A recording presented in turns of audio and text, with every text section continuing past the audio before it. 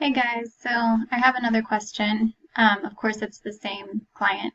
She she has this cabinet that she's already purchased. Show you what the existing actually looks like. So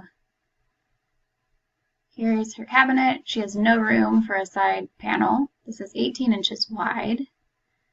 And her refrigerator is so close to the other side that we can't actually move it any farther because there's a light switch there that she needs access to.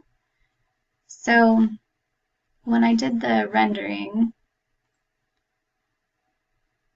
you can see here, I've got the 36-inch cabinet above, and to keep everything in line with everything else, this had to bump up a little bit, which is kind of awkward when you look back and you see this cabinet's up higher than these.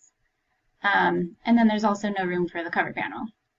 So I just wanted to check in about our policy about this. I would prefer not keeping this cabinet. I've recommended this plan where we do a 15-inch and a 20 to match the 15 and the 20 on this side.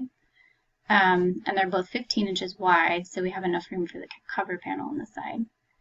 So, I mean, I'm sure that we probably don't install already assembled cabinets, but if I'm planning around it, I just want to see what, I guess, how to approach that.